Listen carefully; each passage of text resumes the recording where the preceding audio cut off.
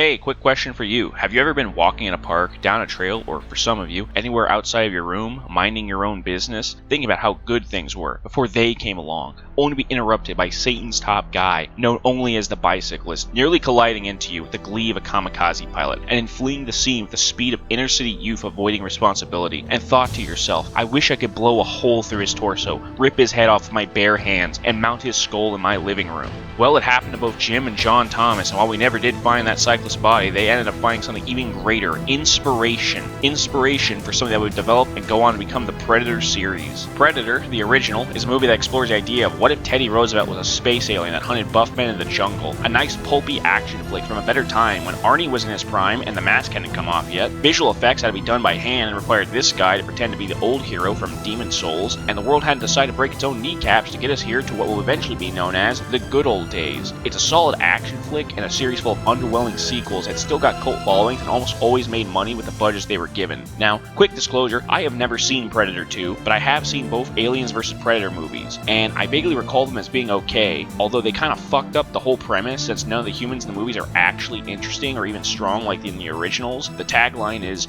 no matter who wins, we lose, but the Predator teams up with the humans, so that's a fucking lie. And the first movie was PG-13 when it's combining two series not just known for gore, but also getting NC-17 ratings because of the level of gore it had. Not like that even matters since the director thought he was making Chronicles erotic and decided that lighting is a suggestion. Now, the movies that came after these were special, to put it lightly, but I was always more into video games than movies, and Predator did have some cool games, mostly related to Aliens vs. Predator. Issue is, besides a PS2, I only briefly had a computer with a couple games on it, and most of the Alien and Predator games were on PC, and apparently mobile phones, in 2004. So all the games I grew up with were on the PS2. This means I had Aliens vs. Predator ACKtion and Predator Concrete Jungle, which brings us to the actual topic of this video. Concrete Jungle is an action stealth game made in 2005 by Eurocom, a studio mostly known for movie tie-ins like the Robots and Ice Age games, and also for helping with Dead Space Extraction and Earthworm Jim. It was also published by Vivendi Games, who can probably be referred to as Blizzard since they own Blizzard and merged with Activision to make Activision Blizzard. Oh, and they were originally called Cuck International. Most unfortunate. Despite coming out a year after the first Aliens vs. Predator movie and having the same name as some comic series, Concrete Jungle is not a tie-in game for either and is instead its own original story written by Grant Morgan, who is allegedly an award-winning writer. Now, I don't read comic books, but based on his work in this game, I must assume that whoever is giving out these rewards still finds paint chips to be appetizing. The game itself was not received well, to put it lightly, but these are games journalists we're talking about, and I recall young me enjoying this game enough to have beat it multiple times. So who's right? Hopefully by the end of this video I can answer that question and truly figure out if this game was a pure kino that people slept on, or if my cousin hit me in the head with that golf club was that life-changing. Now, this is going to be different from the Overture video, since A, this game is 20 years old and has to be emulated since it was only on the PS2 and original Xbox. B, the story is a fever dream and thus will be given great focus as I harness the power of the nitpick to break it down. And C, there is no shitty and useless wiki that can give me a stroke, and thus there should be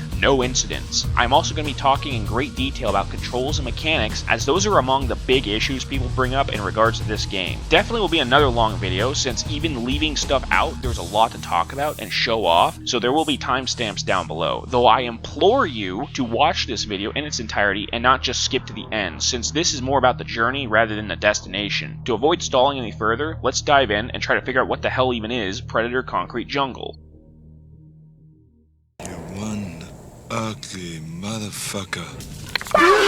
We begin by creating a new save and picking our difficulty, the options for which correspond to how bloody you take your state. How original. I picked the hardest difficulty, Daring today, aren't we? and browse through the different menus to take in the nostalgia. It's mostly menus for all the weapons, trophies, and side objectives you can find and complete, plus a stat sheet for your current save file. Side note, you can have like 6 different save files in this game for some reason. I then do the tutorial to immerse myself in the crispy and refined control scheme. The tutorial itself is optional and has 3 different levels for movement, combat, and gadgets, and while I could probably skip talking about them, I think it gives me an opportunity to discuss the elephant, nay, elephants in the room, the controls, and the camera. So entertain me for a moment while I go into autistic detail here. I played this on a PS4 controller, but I will explain how this works with the PS2 control scheme this game has for those that use controllers that lack symmetry. You move with the left stick, you turn the camera with the right, you jump with X, and you can hold X to charge a jump and jump higher, but it takes a second to prep, and you can grab onto ledges to pull yourself up. The game tells you how to hang off ledges, but this never has a purpose. You can climb certain walls, and if you press R2 while climbing a wall, it makes you jump backwards. Same goes for the fire escapes. For the combat tutorial, we are given basic weapons and told how to lock on to an enemy with L1, which also lets you reset the camera to face forward and is how you can strafe move. There's a first person mode you can activate by L2, but you can't move during it. Instead, you can only lean as well as zoom in and out by pressing the sticks. Your actual attacks are done with circle for light attacks with the blades and the fists, triangles for heavies with the long polearm weapons, and R1 for gadgets, which consists of ranged equipment and mines. You can do some combos by alternating between circle and triangle, but it feels pretty clunky and mashing one button works well enough. You can also execute enemies by pressing circle right behind them unless you walk into them and fuck it up. You can juggle them by pressing circle and triangle at the same time in front of them, and you can execute them when they're flat on the ground with triangle as well.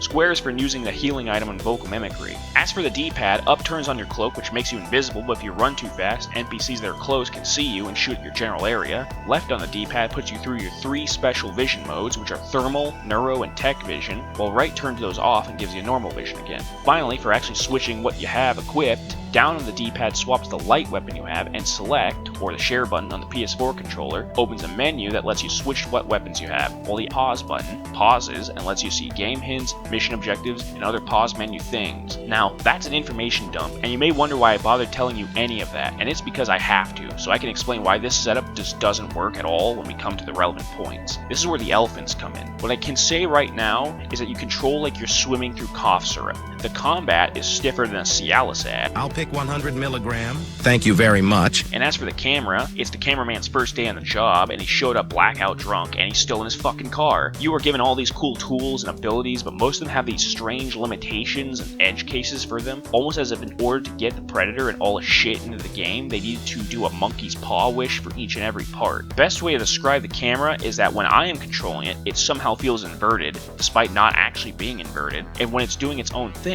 it somehow is both under and over responsive at the same time. Like it's trying its hardest to keep the Predator centered, but struggles to keep up whenever there's a sudden turn or change in direction, or something that's in the way. It's not that bad in open areas, but once you are anywhere that has walls or low roofs, then it just falls apart. The elephants are manageable, but it's a compounding issue that builds over time. Now, for the actual game, there are 27 missions, and that may sound like a lot, but about a third of these missions are boss battles, and most of the missions are not that long. Even replaying multiple levels, I think I put about 6 hours of playtime on this save file, and I got most of the collectibles. The first level is Midsummer Night's Massacre, set all the way back in 1930 in New Way City, where we get a brief bit of exposition before our character, who is named Scarface by the way, breaks through a church window while running away. Back then, no one knew what it really was. Newspapers called it the New Way Devil. The Indians even had legends about it going back centuries. Stories of an invisible killer. You might wonder why the narrator sounds familiar, and that's because she is. Stop! Stop, Batman, please! You've got to help my babies! I'm popping a peek at a smoking babe right now. We then gain control of Scarface, chilling on a railing before fighting our first enemies, 2 mobsters with broken bottles, a formidable challenge. Then another cutscene plays.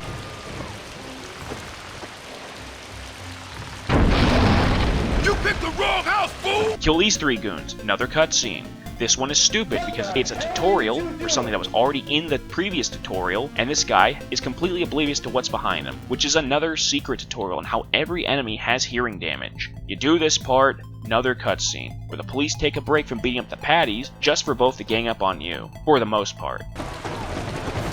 Think fast, John! Then you go through another cutscene, highlighting the only path that exists, followed by another cutscene, which is a tutorial for the juggle, which we learned already, and then it happens again. Can I play the game now? We get a pop-up about a bonus mission to kill the Irish boss, because that is super important. Not every mission has one, but there are several bonus missions you can find and complete, which are usually pretty easy, but can be hard to find, unless they have an icon for it like it does here. But you usually have to find a hint in the map to actually get information on how you complete it. Also, I think this is the only time we actually get a pop-up for the bonus, so it's kind of misleading. We turn them into a pile of salami and leave him hanging to dry as we unlock a new costume, of which there are multiple, with some of them coming from the 3 Predator movies that came out prior to this game. Bonus missions also give out upgrades for stuff like health and energy, so they're usually worth doing. We then have another cutscene to jump on this climbable wall, except it breaks and puts me on the wrong side of the wall afterwards. Don't worry though, they get it right in the next one moments later. We do run into something that will become a huge issue later, and that is that executions do not have iframes, which means that enemies can see you, they will attack you, and damage you through the animation, which is why I lost half of my health to kill one guy. The animations are also random, and some are much longer than others, so there is no way to gauge how much time you are going to be stuck for since there is no animation canceling in this game. This might be the worst version of a glory kill there is, though I'm unfamiliar of how bad they are in Duke Nukem Forever, which is where Doom got its glory kills from, while making major improvements. Anyway, another cutscene where this guy doesn't move an inch and somehow just doesn't get flattened by the debris from this building.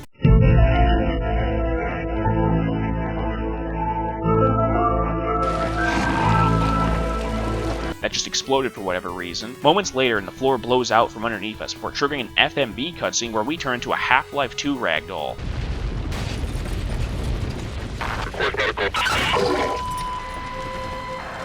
Clearly having fucked up hard, Scarface does what all Predators do and tries to nuke himself. 2 problems with this though. First, the nuke is on a ship when I'm pretty sure his armband is meant to be the nuke, but I could be wrong on that one. But 2, Just like Nagasaki. The devil had broken the laws of its own. I live again. he fucking survives. How? No clue. But don't worry, this will get worse. His clanmates show up and are pissed off that he is such a fuck up that he can't even die right, so they punish him appropriately by dumping him on a planet full of giant spiders, and leaving us to think about what we've done. This is the game's first impression, and it isn't good. I wonder what happens next. We fast forward 100 goddamn years. Scarface has run out of things to kill, and a clan is back to pick him up and bring him out of retirement, essentially, as he has served his time, and they need his services. Turns out his fuck up grew into something nobody could have foreseen, as he left behind their super secret technology, and now humans have energy weapons that can BTFO the Predators. The plan is to send Scarface back to the city he Hiroshima'd to restore his honor and take from us what we had stolen. Which is never really explained how he's meant to do that, nor is it explained why the Predators that picked him up in the past forgot to go and get the tech that he left behind, which would have been much easier to do and would have prevented any of this from happening, but the writer is just kind of hoping you don't think about that. New Way City is now called Neonopolis, by the way, and it's like any other cyberpunk shithole. This all takes us to the first real mission, Copycat, where Scarface's plan to restore his honor is to kill all the black people. Okay, more specifically, it's that there's a reggae voodoo street gang called Les Serviteurs that pretty much just copy what the Predators do, and they stole their cloaking tech to go around murdering people. So Scarface needs to enact justice on this cultural appropriation. Now you can bet your ass I turned to my trustworthy source in this one because I can smell the woke a mile away, but I think there's something wrong with it because ever since I fed it those crime statistics, it's been a little aggro. But I mean, if it says it's true, then it has to be true. Noah sends us blood. Blood to make our turf sacred. Blood to make us strong. Blood for the blood god! Once we get into the actual gameplay, turns out we have to go find 3 of these cloaked guys, grab them, and turn them into salami men. This requires us to turn on our green vision, or tech vision, to actually be able to see them clearly and lock onto them. Now, I will say that vision modes are stylistic and a very nice touch, but realistically you will only ever use tech vision because it's the only one that can show cloaked enemies, power resupplies, cameras, robots, and even the hidden beacons some bonus missions and regular missions require you to activate. The iconic thermal vision everybody remembers from all the Predator movies may as well not even be here, as there is never a moment where it is needed and has no utility. Even if it says you can see people through thin walls, the neurovision is similarly useless, though it theoretically can mark people of certain classes on the map if you scan them, which might be good for objectives where you need to kill certain classes, but you don't really need it outside of a single sequence in this game. It also has some color outline thing where it can tell you if an NPC is hostile or not, or if it is attacking, but the color colors are not distinctive enough, the lock-on already tells you if an NPC is hostile or not, and it's pretty obvious when someone tries to attack you or run away from you. This may be related to the disarmable kills mechanic, where killing too many civilians fails the mission. The problem with that is I have never failed a mission because of this. It doesn't tell you anything about how this system works, and there are civilians later in the game that are considered hostile, so it's just kind of there. We find a crazy guy killing random homeless people and crush his skull. This is our bonus objective, by the way. Another thing you may have noticed is this music track playing, which sounds out of place because it feels like a lot is going on when nothing actually is going on. The music overall is okay and passable, not really standing out much besides a few areas where either is actually really good or it doesn't fit, and sometimes it picks up when you get spotted only to go back to being calm shortly after. The music was composed by Ian Livingstone, who has a pretty long track record for composing music and sound effects in games. He actually did and still does a lot for the F1 and Total War series, and the last game he worked on seems to be Funko Fusion. While I've been talking, my guy ran out of power and decloaked, so now everybody can see me, which doesn't matter so much here in this mission, but lets me address another bad game mechanic: energy, also known as why I'm not using the plasma caster in most of this footage, to which the answer is because they completely fucked it up. The plasma caster is cool and fun and it does good damage, but it uses 25 energy per shot, assuming it isn't charged. You only get 100 max energy at the start of a level, and 33 more per upgrade you find to get up to 200 energy. But your cloak also passively uses energy, which can only be restored by punching a junction box, of which there are a limited amount in each mission, and they're all fairly distant from each other. Though if you are playing on easy, energy does recharge passively, but only to a low level. The issue is that using the plasma caster would require you to sacrifice using the cloak, and it is generally not worth it because of how few times you can actually use it, and how generally overkill yet inconsistent it is for anything besides boss fights. You would have to give up a super important mechanic, in some missions a vital mechanic, just to use it a select few times. And that's not even mentioning the spear gun just being better, more reliable, and having its own ammo supply. Why make the caster like this? Why not let it have its own ammo supply? Anyways, Scarface finishes up his rounds, which forces the police to get involved.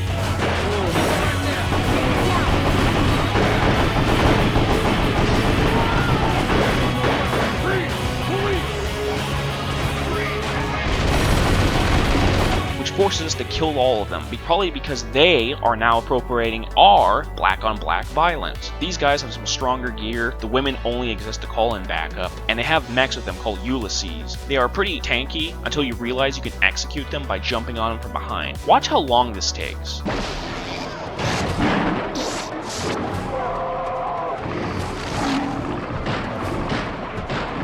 This will be relevant later. Everything goes pretty smoothly until I fall into the Dark Souls 2 trap by punching a police car. Any officer, please respond. Jim! How could you have done this? How could you have committed suicide? That's right, if you die, you start all over. There are 0 checkpoints in this game. Now imagine playing this on original hardware, on a CRT TV, as a child. After getting rid of the police, we are now allowed to enter the gang HQ, ending the mission. We have so much more to go over. Fuck. We find the gang hideout to be a burnt out crack den with some random goons which we gotta deal with. I think at this point you can see that the AI is not very good or advanced, since melee enemies just rush at you and range enemies try to shoot you where they last saw you. That's pretty much how they act for the whole game, and this doesn't change. What does change is their equipment, and that's what ends up doing the heavy lifting for them. Blood for the law. We get our first boss fight against Baron Samedi here, and if you are like me and assume that this was the gang leader, I am sorry to say that he is just some random guy. Now, he may seem deceptively easy since he can't see us when cloaked, and he is slow and doesn't seem to do much, but no joke, he is actually the strongest boss in the entire game.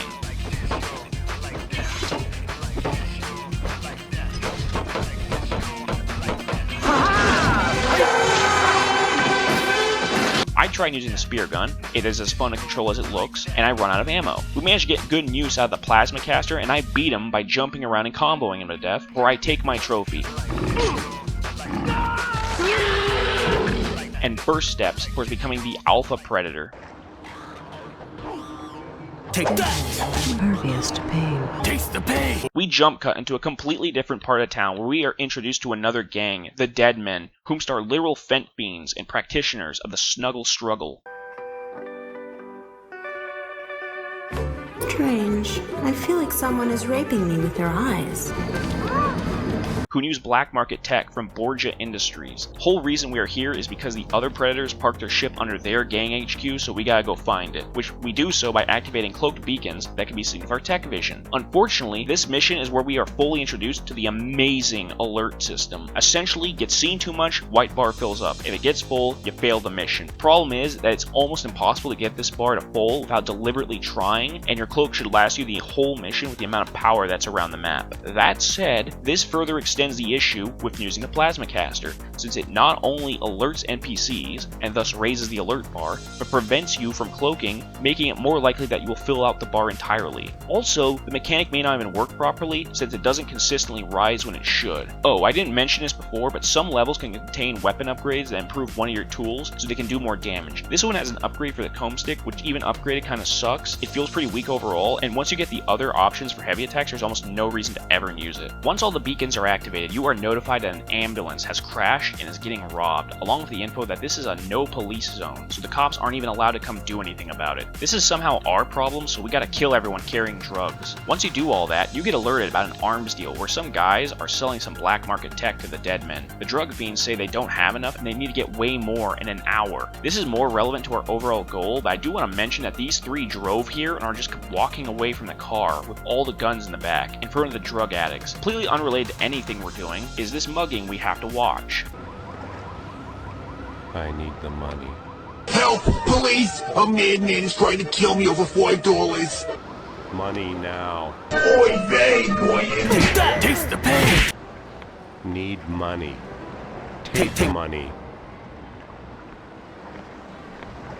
You'll be hearing from my lawyer about that $50 you still owe me. And then kill the muggers, like we're a vigilante. Why is this our problem? Did the writer switch up the docs for this project with some Batman comic he was working on? Does that mean there's a comic panel somewhere with Bruce Wayne decapitating some fucking guy? After the detour, we can finally enter the church, but only after recording a guy's voice so we can unlock access to said church. This is one of the few times we actually get use out of vocal mimicry, which is bound to the same button as healing, mind you. You need to lock onto them in first person while they say the phrase, and then use it on the intercom. But my dumbass somehow thought you needed to be in neurovision as well, which is not true. We open up the church, which brings us to Sanctuary, a grungy rock band playing inside a shitty church, and the second boss fight, a trio of alpha drug addicts who use wrist blades and are honestly very passive, and most of the difficulty comes from getting surrounded by all three of them. I think it was around this time that I started figuring out what I call strafe spamming, or the wiggle blitz. You see, attacks normally are meant to be part of combos, where you can't move and you get locked in animations, but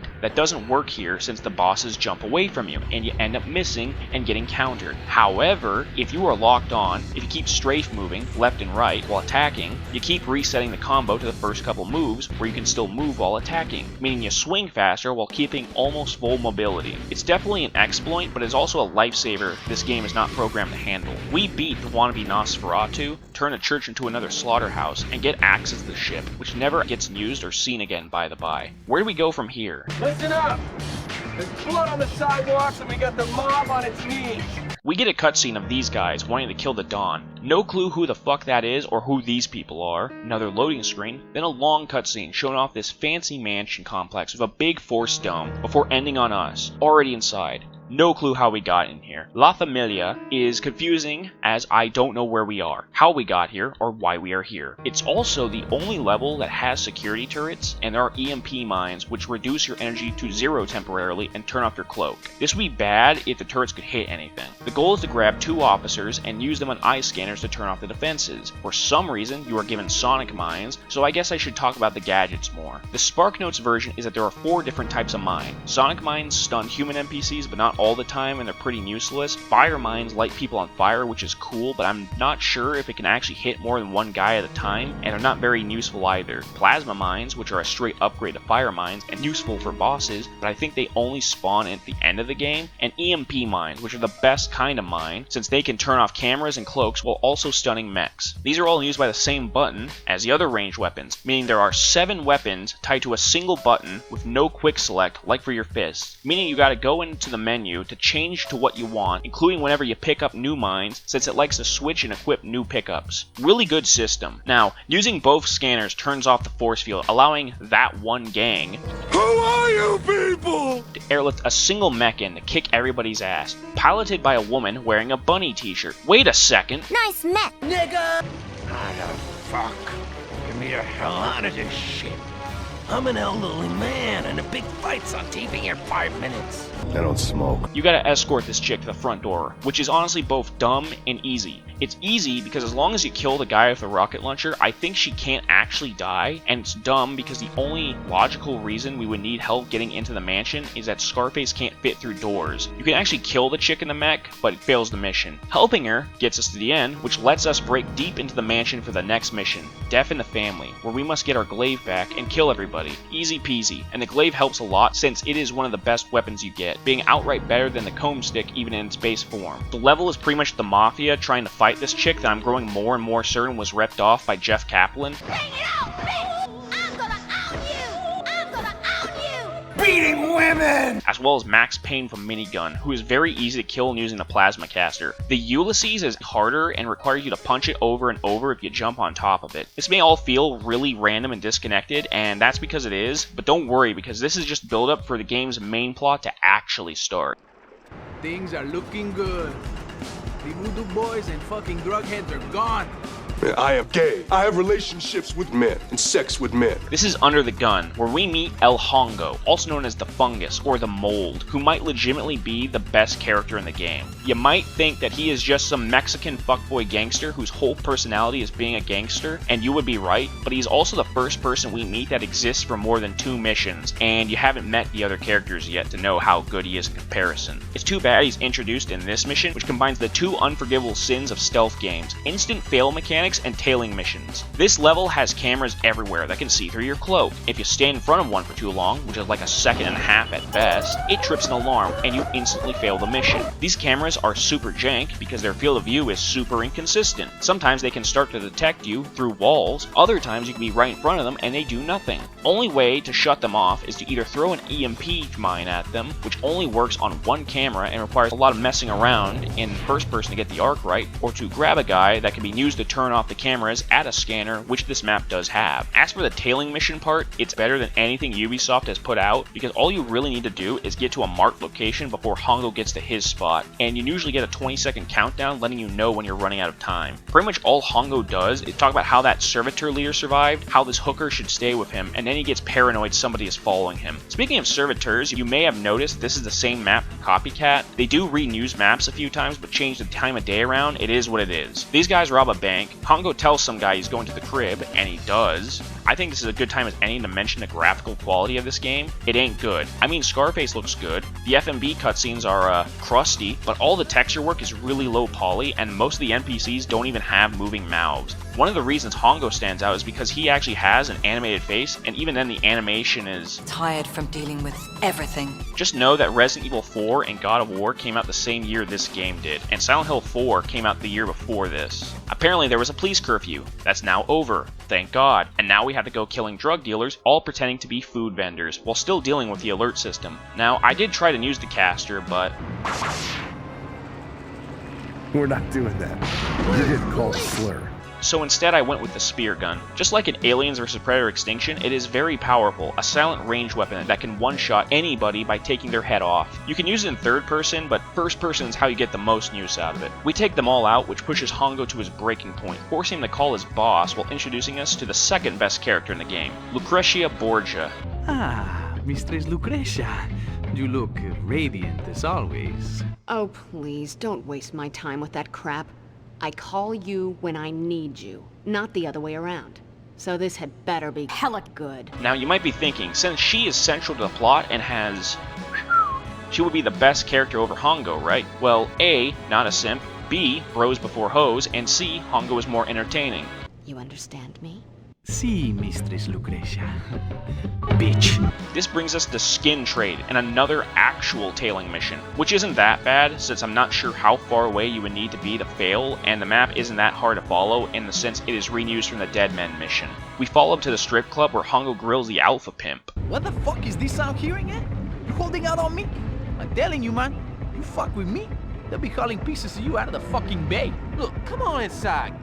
drink, get you some pussy. We are then tasked with killing all the pimps that are loyal to the Matadors, which is more grindy than anything since there are normal pimps that share skins of them, so it will take a second. Now, the real highlight is the bonus mission, where the hint says that hunting down the pimps is not enough. You gotta kill all the hookers too. I actually laughed reading that because I forgot that was part of the game. It's even one of the few times where it tells you to use neurovision, making me wonder if it was just added in so that they could make more use of that mechanic. Not that you would need it since all the hookers you need to kill always have a red lock on, are motionless, and have a gun, which I guess is how Scarface justifies killing sex workers as being honorable. The mission is mostly a grind as I wander through the whole city trying to get these guys to spawn. The distance at which NPC models load in is very short on this map, and it takes me multiple sweeps to get both objectives done. Now, check out this run animation. It is haunting me. El diablo que hace los trofeos de hombres. You can see them if you're driving. You just run them over. That's what you do. Hongo calls Lucrecia for help again, this time from the abyss apparently. Mistress Lucrecia, it's me, El Hongo. I can see that, you fucking moron. What do you want? Ay, madre, they found them hanging on hooks like animals. El demonio invisible killed them all. Mistress, I'm begging for your help. Please, God. El demonio invisible. In the name of screaming shit. You want me to send the Russians, is that it? I have people here who view murder, torture, and rape, not as crimes, but as Olympic challenges. Mistress, I need what help you got. I'll help you out. But I won't forget you owe me. Thank you. You hear that drivel, Victor, darling? Yes, they will know pain. It is my purpose.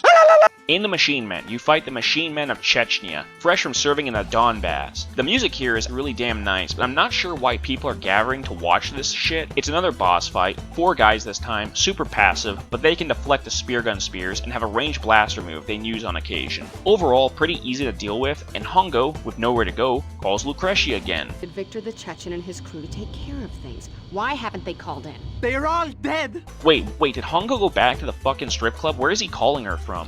Fuck. Just when I thought I could walk away from this fucking city. Mistress Lucrecia, you got to get me out of here.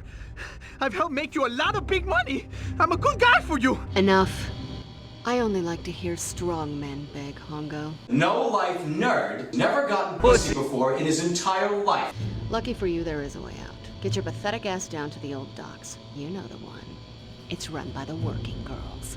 Ex-porn star hookers, right? This could be turning into the greatest night of my life. I love that everything we've done to Hongo probably all happened on this single day, but he's totally over it because he gets to meet his favorite porn star now. Also, yeah, there's a gang made up of ex-porn star hookers in this city, and they're probably the strongest gang in the city. We are now a third of the way into the game, at Sink the Shipment, where Hongo magically has a briefcase of money for the girls and gets let inside. Now, this is another insta-fail stealth mission with a twist, because there is a jammer that prevents us from using the cloak, and if we get spotted by anybody, game over. We need to fix that, so I jump the gun and go over here because I actually still remember this level from 20 years ago and know there is an infinite supply of EMP mines we need, alongside the Maul, our last heavy weapon. It does the most damage, but it is the slowest and it has a short combo, but with our special technique, it becomes an unstoppable force.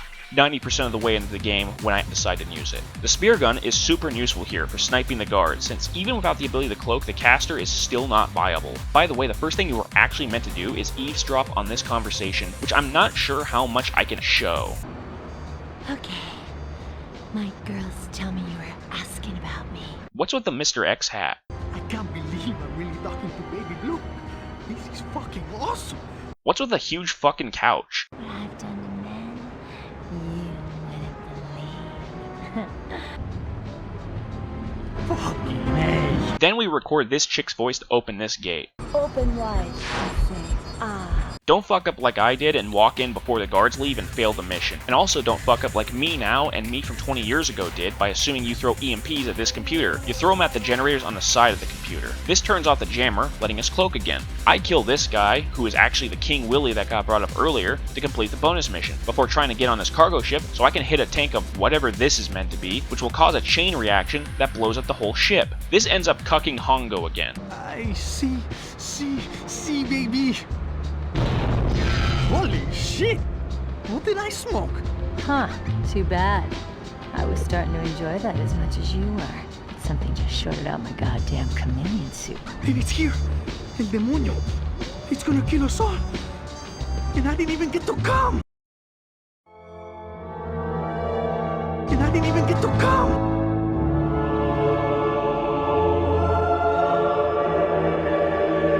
Never gotten pussy before in his entire life. Also, those are some fucking weird looking suits. This marks the end of the Hongo saga, as we need to finish our work, the cuck fatwa, if you will, by skinning his jimmies clean off him. El diablo!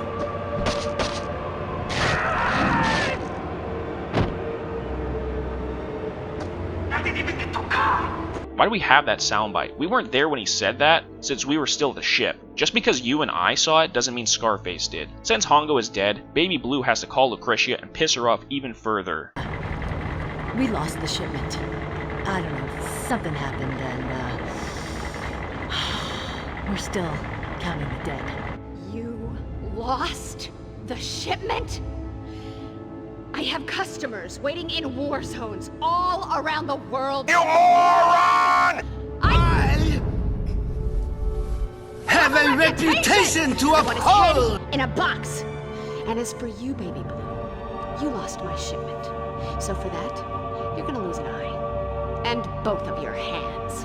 But it wasn't my fault. We saved Baby Blue from losing a limb by taking her life instead and hitching a ride on a truck to another depot. Just relax and enjoy. On the way to raise the depot, Lucretia talks to a new character, her father, Hunter Borgia, and asks him about the Predators. His answer is, What are you talking about? Why is this thing fucking with me? There are some things you don't need to know, sweet Lucretia. Don't you worry about a thing. All animals have their habits, and in habit lies vulnerability.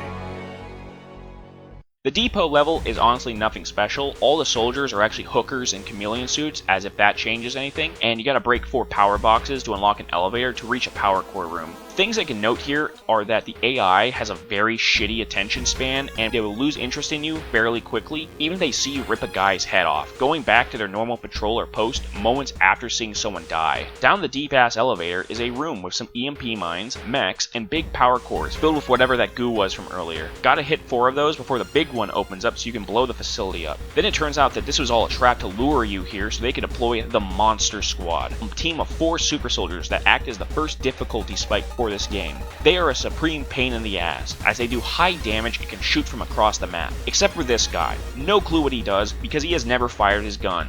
Once in the entire game. For the other 3, you have a sniper that does a lot of damage, if he can ever register a hit, a missile launcher that fires multiple homing rockets that are extremely cancer since they have absurdly strong homing and can actually knock you out of animations, and a laser cannon that is fucking lethal.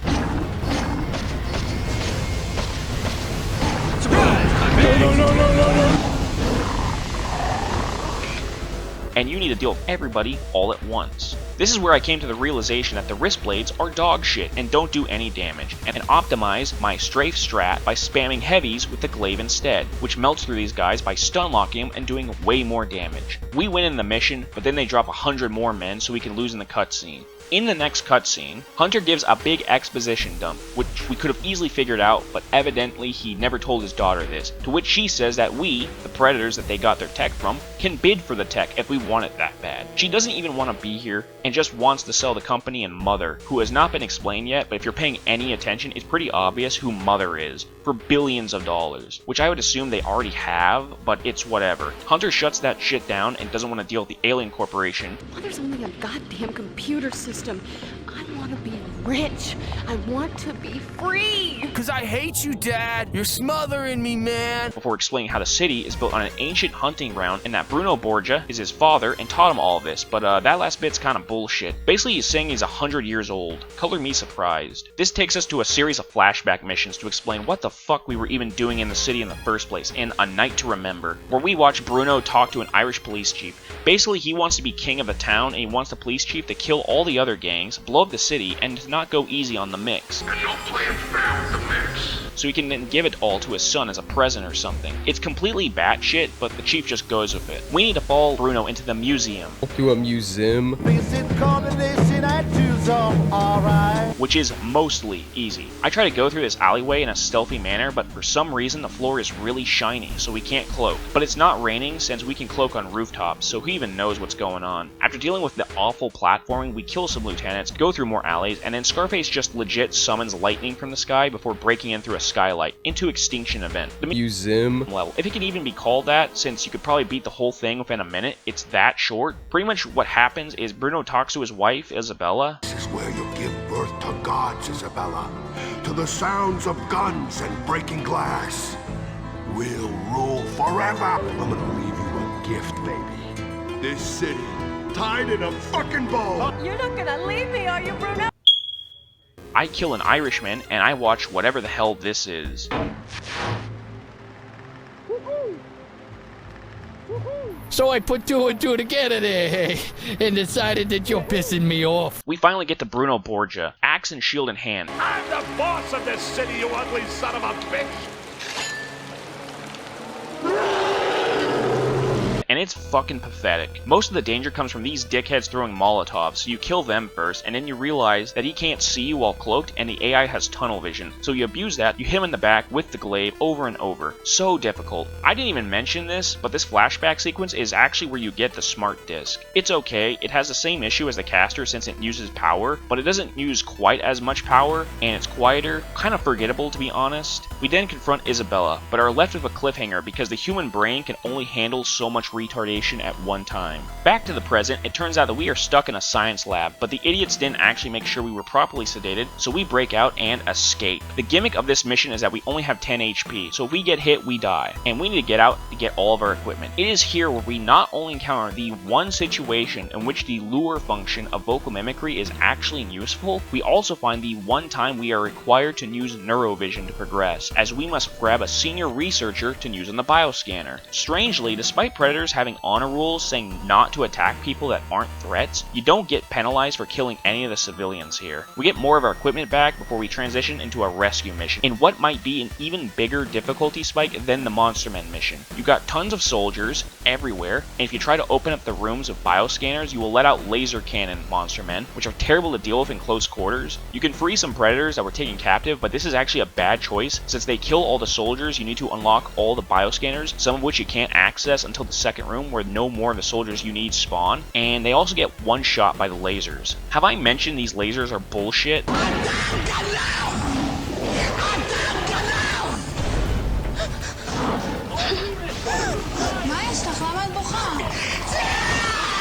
It took me 25 minutes to beat this level and a good number of tries. When you finally break out, Mother tells Lucretia to release the brainwashed Predators, and the game plan for them is just retarded. How it goes is they know you need scientists to activate the bioscanners, so they are going to kill them before you can use them, but instead of just getting the guards to shoot them or even telling the Predator with the sniper cannon to do that, they make the fast Predator that starts near you go do that. This level is normally meant to be a race against this guy until you eventually fight him, but with our special technique, we just clown on his ass, making the rest of the level a breeze. Side note, no fucking clue where we are or how we got here. We jumped out of a science lab and now we're on high-rise apartment buildings in the middle of the ocean. Somewhere between Camino and Rapture looks like. And it's raining because these pylons that control the weather, which is why we need to use the bioscanners to turn them off, so we can cloak again. But there's a problem with that started 2 missions ago. All the guys with black helmets can see through your cloak, making it pointless. The last portion of this game is not fun and it is stupid, and we have been here for so fucking long already, but this mission is not that bad. The sniper Predator barely does any damage. You got VTOL police cars that need the EMP to kill, but I never realized till the last encounter with them that you can actually lock onto them. You gotta kill all the enemies to turn off these force field walls, but I think some of them only spawn in areas you've already cleared, so you gotta backtrack a bunch. The third big Predator from the cutscene shows up. Not sure why he wasn't helping with the scientist. He does a lot of damage, but by this point I switched to the Maul, which cleaves through pretty much everything. We get to the sniper Predator. I already shot him with all my spears for pretty much no damage, only to hit him 3 times and kill him almost instantly. We turn off the weather control device. Lucretia freaks the fuck out. Her Ronin bodyguard tells her about 10,000 ways to die. Not the worst show ever. Nothing that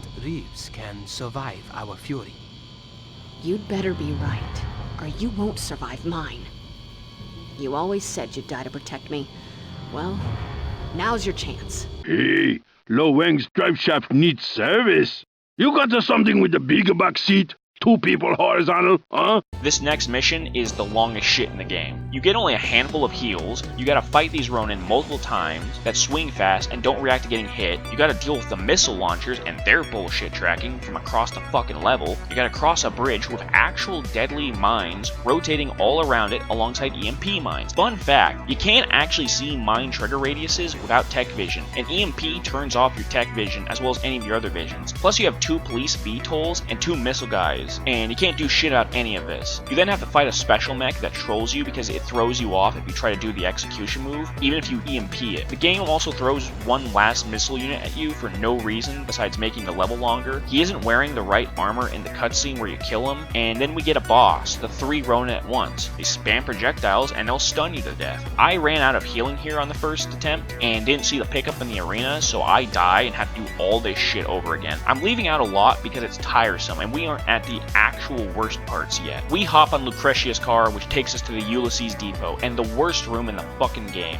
There are like 15 mechs in here, they activate in groups of 3, and if you try to execute any of them, you just get trolled and die because the animation is 10 seconds long and the other mechs know your exact location and shoot you. The solution is EMPs. You get access to some offices, another fucking bioscan to unlock a door so you can go up a maintenance shaft. End of mission. Next mission is Hot Time in the Old Town. It's a simulation of the fucking 1930s area we've been in twice already. You gotta break cloak junction boxes before fighting 4 more fucking monster men, 2 of which have laser cannons and 1 with the multi-rocket launcher. Luckily EMP mines in the glaive make them a joke. This brings us to Last Rites, which is an even bigger fucking joke, since we fight that big predator that ran away and I beat this in a minute. The real heart of this mission is the cutscene, where it is revealed that Mother is Isabella, obviously. Turns out she is a biocomputer running everything in the city, and the reason she and her son are still alive is that predator blood is pure adenochrome and can sustain life for huge amounts of time. She then says she made the fucking city hotter so that you would come here.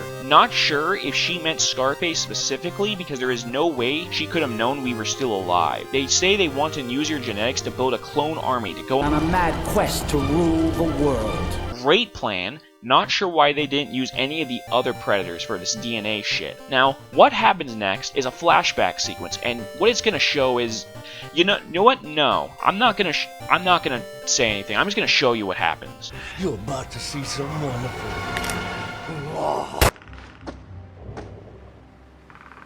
You think that makes you the boss now? Yes. Are you gonna kill a woman and her baby to prove it? Yes. What the hell are you doing?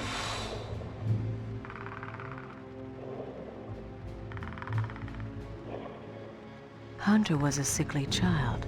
I knew it even then. He could never have survived but for the blood. Why is Private Pile holding that weapon? Why aren't you stopping Private Pile? You fucking retard.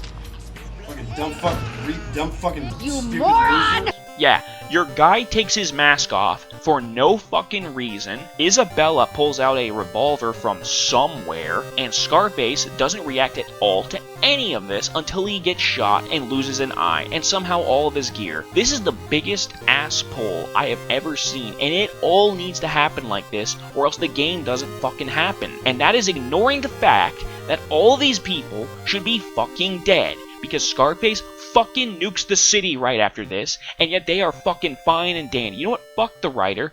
Fuck this game. Most of all, fuck you! Returning to the cursed present reality, we find Lucretia to be the most relatable character in this game, and she wants the fuck out of this story so damn bad. We enter scene, and then another ass pull gets thrown at us, because Isabella has xenomorphs, and she doesn't even know where Hunter got them from, and neither do I, honestly. The only possible place he could have gotten them from is that Antarctic temple from the Aliens vs. Predator movie, since I don't think these guys have space travel yet. The xenomorphs are awful, and they never stop spawning. They bleed acid when slashed, which does damage, so you gotta use the comb stick or your fists. But it's so fucking bad with the amount of damage it does that you take the same amount of damage from hitting them and getting hit back as you would from the acid using any other weapon, except the glaive actually has enough range where the acid may not even fucking hit you, making it just objectively better still. None of this matters because you're meant to throw sonic or EMP mine at them to perma-stun them, which allows you to slowly crawl through this maze of corridors where the camera is fighting you and you don't know where to fucking go, and the bonus mission can take a fucking hike because it wants me to destroy all the fans in order, and I ain't doing that. If It Bleeds is the worst mission, and the mission after this, Bug Hunt, is just you crawling back through the same quarters, but with a more linear path. So you can kill Isabella, who has a woman moment, and admits that she's been thinking of you the whole time you've been gone. Can't you see why I brought you here like a flower brings a bee? We only had that one night, but I never did get over you. And I didn't even get to come! Alright, final stretch, the new flesh. Lucretia goes and finds his what the fuck? Lucretia goes and finds her dad, who is turning into a predator. Ugly motherfucker. She doesn't like this, so he bitch slaps her so hard she almost dies. Me put you in world of hurt. Take that, booga booga. Taste pain. I'll see you now, Daddy. We then get put in the most janky goddamn boss fight this game has, since Hunter just throws a homing smart disc at us over and over, while some random texture freaks out and just makes the screen go black constantly. I have zero clue what the triggers are for this fight, since it seems like you just randomly activate the cutscene to get the Ronin to help you, since Hunter did land the killing blow and they said they would protect her till she died. Also, haha, very funny, the guy's name is Hunter and he hunts predators. Big whoop. I'm glad to say this is the only level in the game with death pits. Hunter goes from taking 0 damage to pretty much getting 3 shot and running away. This leads us to End of an Empire, the final mission, the final boss fight, where you fight Hunter at the top of this skyscraper. Let's see how it goes.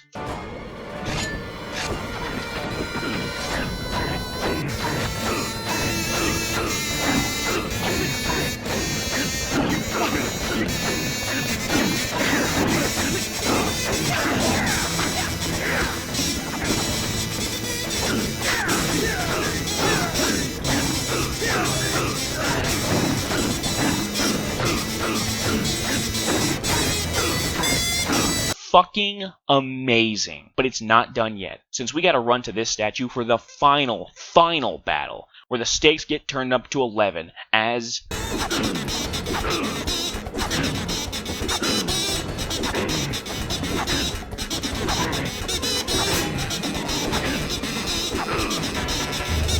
you feel silly? Don't you feel stupid?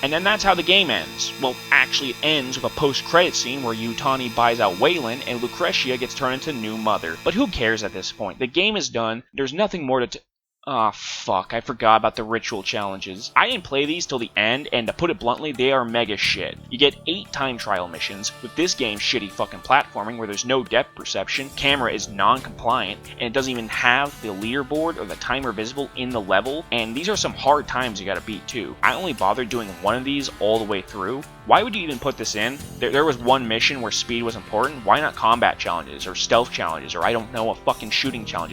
What was the point of this? You know what, conclusion. What did I think of the game? The start was alright, it started getting fun for a bit, but then it just all sort of fell apart at the Monster Men, and then it was all downhill from there. Overall, I did have a good time with the game, but everything was just kind of trying to undermine it and self-sabotage. Overall, I would say this game is mid. Decent at best, and a slog at its worst. Out of curiosity, I wanted to check out a few different reviews from when this game came out, just to see what they had to say about it. I checked the IGN one, it talked about how the camera and controls were shit, but it's clear the guy didn't get far in. Game Informer gave it a real bad score, but it's only a paragraph long. But what really surprised me was the GameSpot review, and I gotta say, it pretty much matches my impression of the game. The combat feels awkward and basic, the controls are cumbersome and don't do what they need to, the graphics are bad, the voice acting is campy, and that's a positive, the platforming is unfocused and sloppy, the difficulty ranges from coma to euthanasia roller coaster, and the actual plot and mission design is schizophrenic.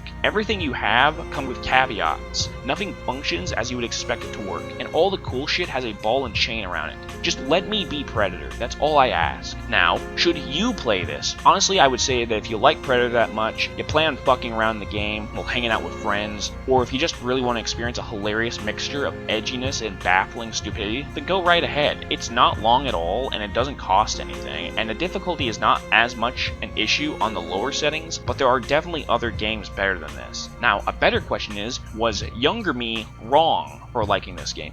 No, because if you didn't have anything better, it can still be decent fun, and just because a game is bad doesn't mean you can't like it, but that doesn't mean I have to say it's good because I liked it. You know, it'd be a real shame if people these days couldn't understand that. So I was going to talk about some more modern stuff in this section of the video, mostly how Eurocom died and the last thing they made was Harry Potter for the Kinect, as well as the current state of the Predator movies. The issue is, the most recent one I watched was Predators, and I forgot it existed. I know the Predator movie was a shit show where autism is the future of humanity, and the director tried to hire a sex offender for a role where he flirts with a woman constantly, and then defended this decision when the actress found out and complained to Fox. Never watched Prey or heard of it. Apparently it was well liked and has a mostly tribal cast and did well enough that the director is making another Predator movie, Badlands, which will be out in November, with this dumbass looking Predator teaming up with a white woman. He also made an animated movie this year, which kinda sounds interesting, but the idea that heroes of other movies are just kept in stasis for endless hunts is really dumb and just kinda makes the whole point of it kind of fall flat. Will the new one be good?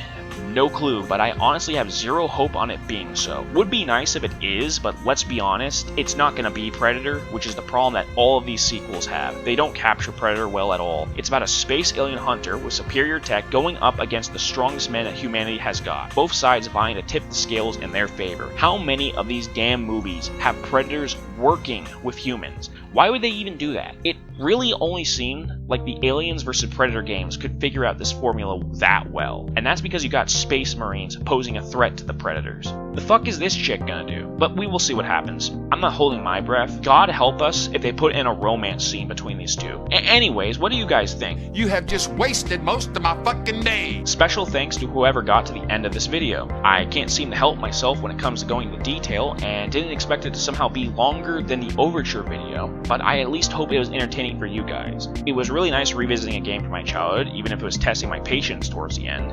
Special thanks to GameSense, who shouted out that Overture review I made. Go watch it if you didn't. Special thanks to Kane's Games again, because he used footage from my Arlecchino vid in his Liza P. Overture review, which I really appreciate that. Go watch that video, though you probably know that video and probably watch that video if you're here, considering the audience I have. And special thanks to anybody who is subscribed to this floating shipwreck of a channel. Maybe the next video will be short, it probably isn't. I got a nice list of ideas all written up, and there will likely be a post up asking all of you to choose what the next vid, or at least the vid after the next 1 or 2 vids should be. I am of course always open to suggestions for stuff to cover, so if you got any ideas or feedback even, you should let me know down below. And shit, since we're doing this bit, sir, please be sure to like and subscribe, and to share with your friends on the internet. Thank you, sir. Anyway, hope everybody has a wonderful time, and I will see you in the next one. Have a good day.